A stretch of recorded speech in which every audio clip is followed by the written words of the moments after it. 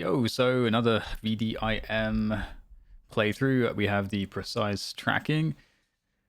So we'll see how it goes. I gotta say, I think my tracking is pretty good in most games, but it can always improve, right? It can always get better. So let's kick things off here. You guys know the drill at this point. In fact, what sends am I even on right now? Because yeah, it's a little bit higher than is my Quakey sends. So let's go to the Quake sends, shall we?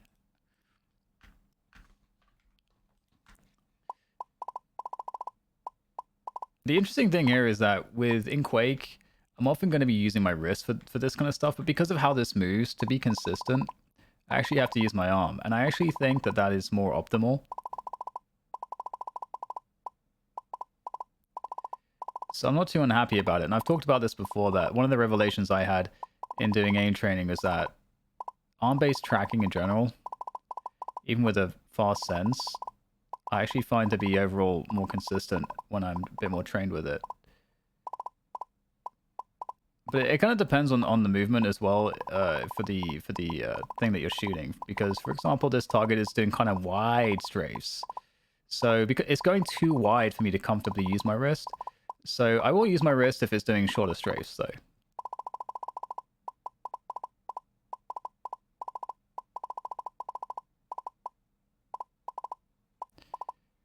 And one thing that's worth mentioning too is the grip for me. I try and have a light grip, light fingertip, kind of claw grip, where I'm actually having, and I talked about this on my mouse review, I'm actually having the mouse like this, which I kind of talked about. When I'm tracking, I usually have the mouse kind of pulled in because it's just more stability for tracking. So that's something that's worth mentioning as well. Okay, so we go on to the next one, VT centering. And this stuff definitely requires, I think, a lot of patience and practice.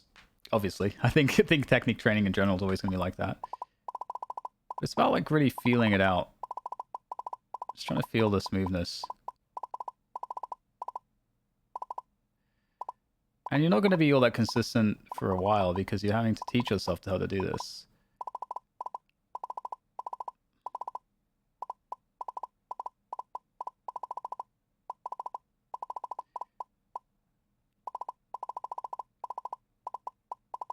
And so, yeah, with tasks like this, it requires a lot of focus, which I'm not talking too much.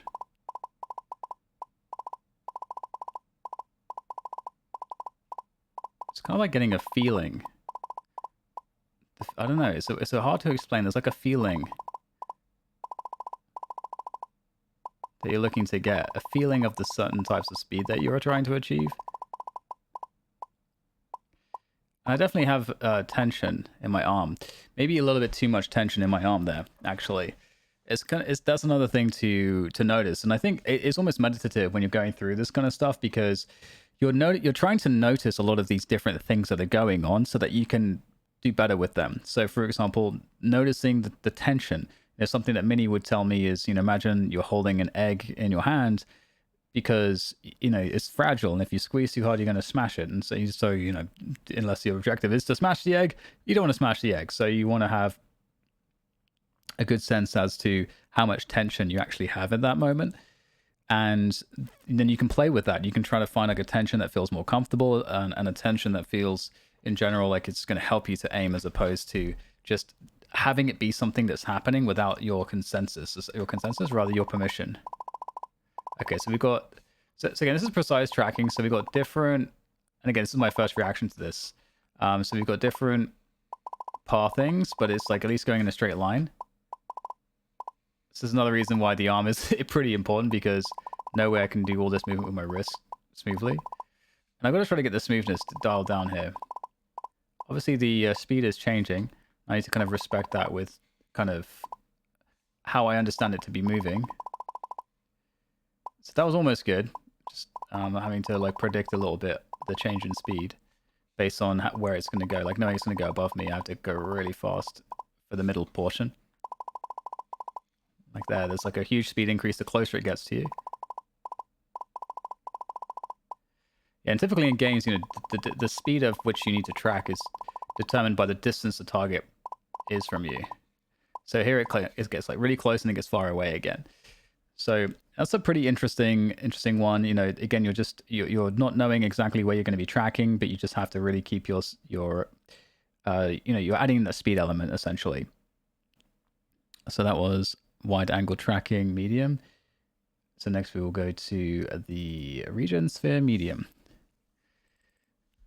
Okay, and I didn't mention it, but with tracking in general, it's generally advisable in aim trainers because you're tracking for such long periods of time to assist your training by having the fire button be on your keyboard, because there is an element, of course, that, okay, in game you're going to be holding, you know, mouse 1 down when you're shooting generally, unless you are someone that does actually shoot with the keyboard key, which isn't actually unheard of. One of the best aimers of all time from Quake actually did that.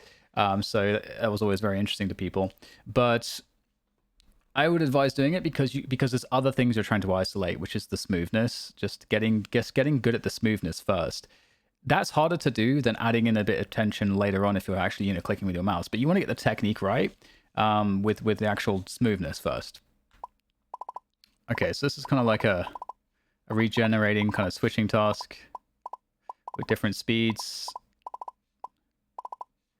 And again, even though my sense is really fast, I'm just trying to use all the arm for this, which is also another reason why it is a little bit unnatural for me, because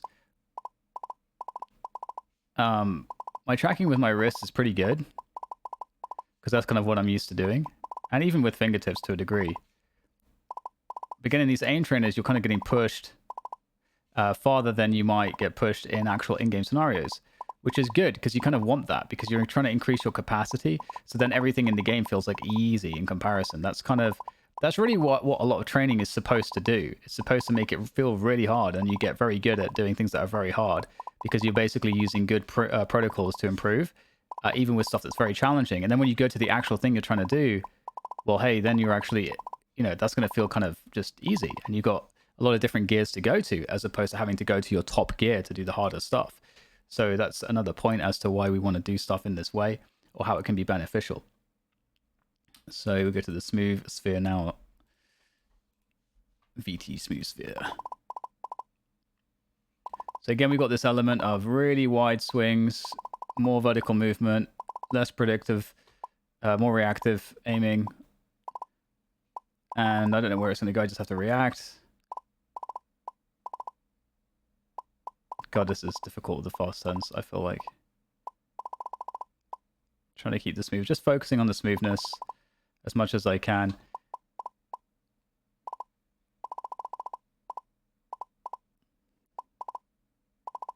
And also with the tension as well, just trying to keep the tension in the goose in place. Just trying to follow the orb. And I think what you'll notice over time is, you know, over time things will improve. That's the whole point of all of this. But just trying to focus on the smoothness.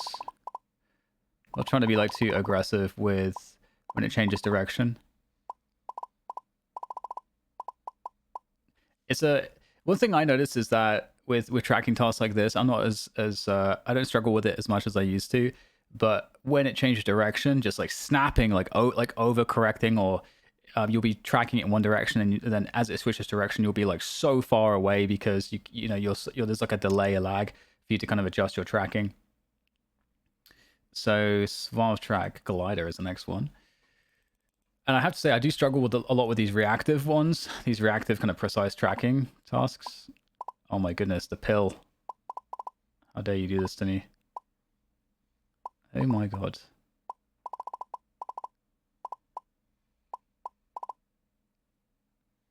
So you can see I'm really struggling with this one.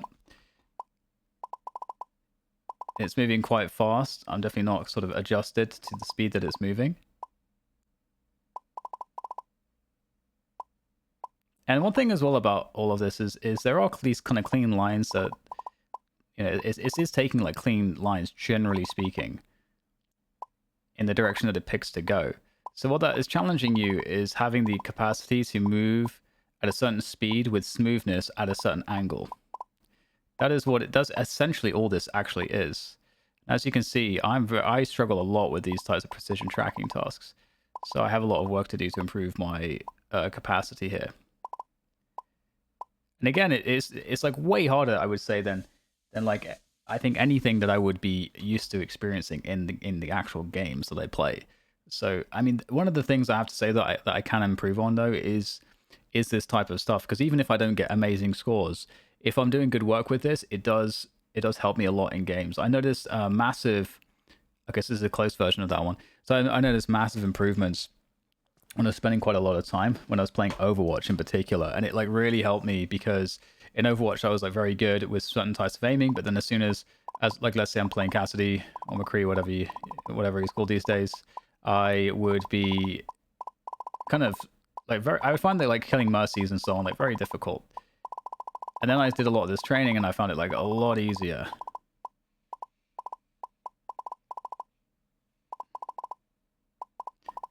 So I'm really wanting to like get good smoothness here. I don't care too much about sort of like just snapping back onto it. I just really want the smoothness at the different speeds that it's moving at.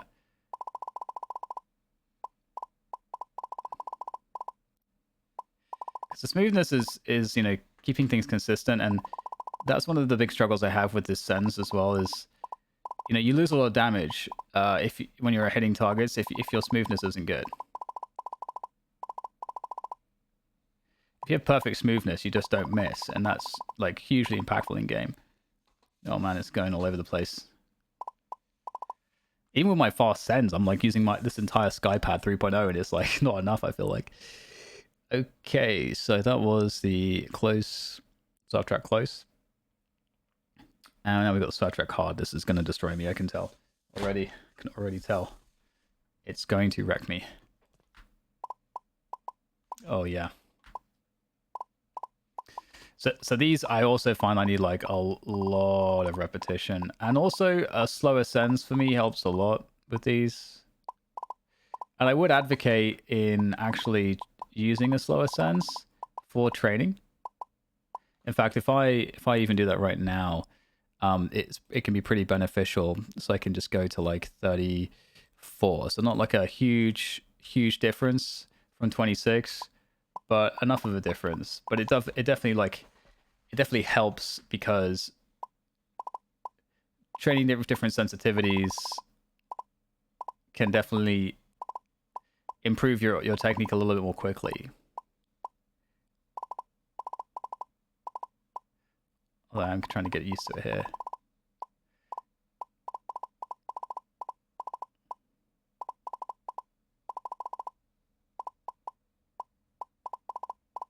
Concentration coming in. Honestly, guys, try to talk and do this stuff. If you can talk and do this stuff, you need to ramp up the difficulty, because it should be like it should feel very difficult to talk and do this with all the focus that's necessary.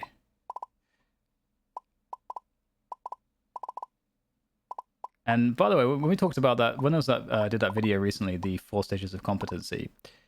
The third stage, the conscious competency, one of the defining features of that before you get to unconscious competency is that it requires a lot of extra effort. It requires a lot of concentration to do this new thing that you're doing, to instill it. And that's kind of, you know, where we are for me with this. I'm having to put in a lot of mental energy to focus on doing this correctly. Okay, so we'll keep the sends the same for now. We did the soft track intermediate. Let's go into the angle track intermediate now as well. Okay, so this is like the kind of like, oh, I'm shooting the Mercy in the sky type of thing.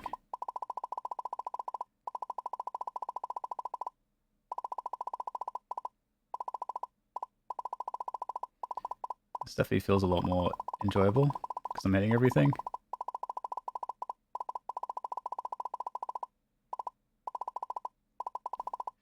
I had to learn to do this with arm as opposed to using, again, like my fingertips and wrist for everything.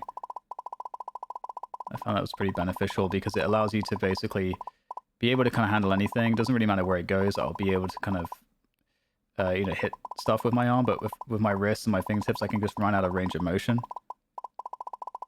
And when you get towards the end of range, when you're tracking with wrist or arm, it starts to become like very hard to control. So you lose the smoothness and the consistency.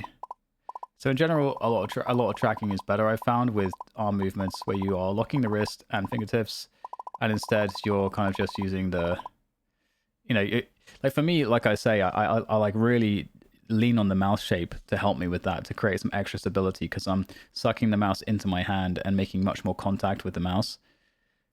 Okay, so let's see. Next one, we did angle track, air angelic. Let's go to this one. Similar kind of thing. Now, I could with this, I can actually bring in my fingertips a little bit.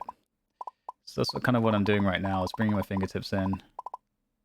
I don't think there's anything wrong with that, but the issue is, as I mentioned, you need to have some kind of arm movement to counteract the fact that sometimes it may go too far in one direction, and you need to adjust with your arms so that your fingertips can stay doing what they're good at and not overextending. And then that becomes a viable way to learn the technique. Or I could just straight up use my arm here and ignore my fingertips. The thing with the fingertips I find, though, is unlike the arm, I think it's easier for the fingertips to make fast adjustments in these kind of more micro changes to the movements, whereas with the arm, it's a little bit more challenging, especially for my setup. I don't think that would be true with everybody's setup, but for me in particular, that's something I've noticed. And something I do want to get good at is, again, that combo of the fingertips and the arm together, because I think it just makes for more versatility, and I get more out of my skill with my fingertips. So we'll take air angelic.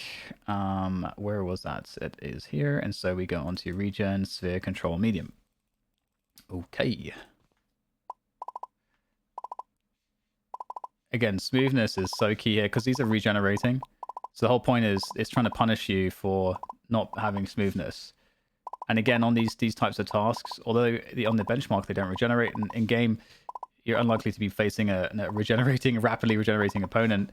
It is important to not leave these targets with HP. And so this is what this is trying to train you to do. It's trying to say, hey, get the smoothness right, man, so that you don't leave these targets up, because that will destroy your score. And it's not just about, like, we say score and we're optimizing for score, but we're optimizing for score because the way that it's set up is that the score is supposed to help reflect doing the technique correctly.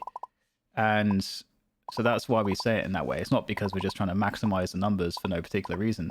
The way that's been set up is to help us improve. And so here, because I have a slower sensitivity, I'm having to make much bigger movements with my arm to kind of reposition. So that one felt pretty fine. Again, what you're focusing on there is the smoothness, I would say, more than anything else. Because you just, again, the targets are regenerating. So if we look at what the sort of playlist is sort of asking of us, it's giving us obviously more and more skills to practice over the course of these different tasks.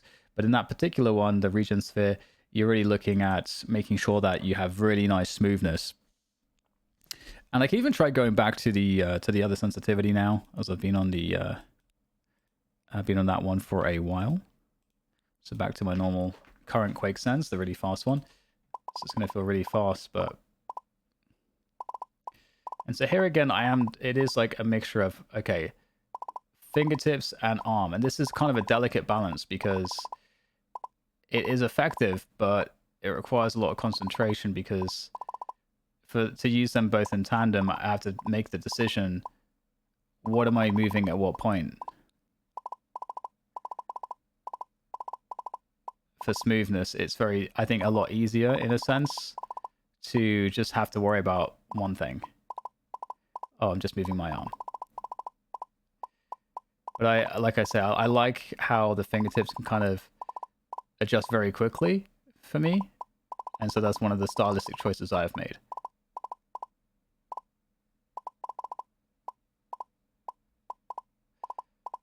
Overall, it doesn't feel too horrendous.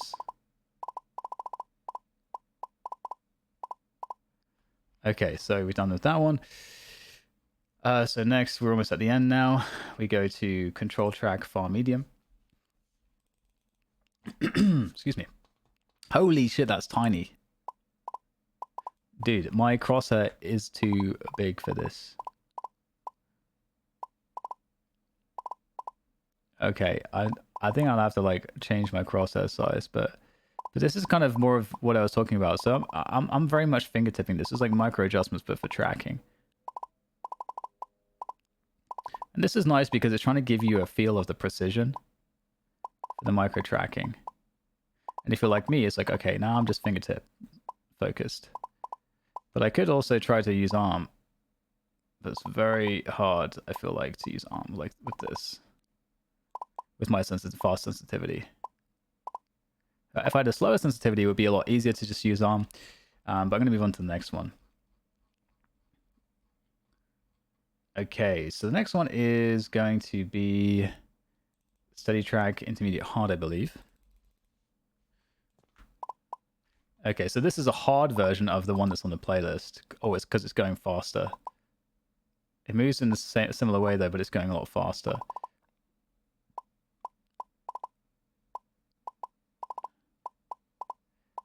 So you can see I'm not really hitting it very much.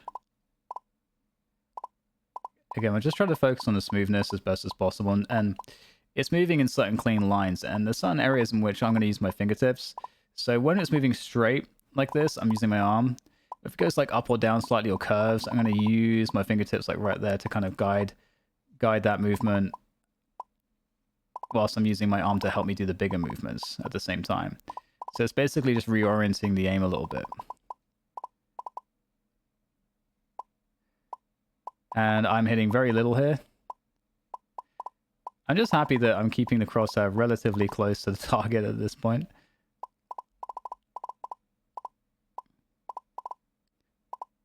So pretty tough, but that's okay. Now we go on to the final one, which is the intermediate version. So we'll see how this goes.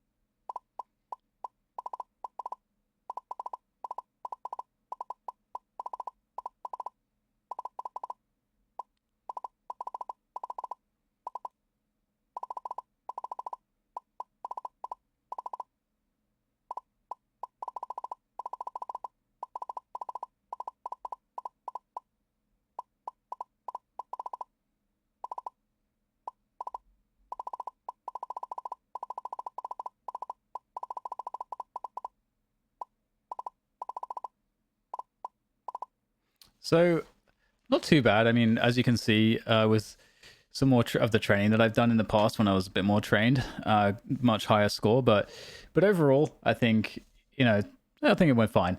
And I think this is probably one of the most challenging things for me, along with static aiming at the moment. So I don't feel too bad about how this went. With that said, thank you guys for watching yet another one. I hope you enjoyed the commentary as I went through this. And I guess I will see you guys on the next one. Cheers.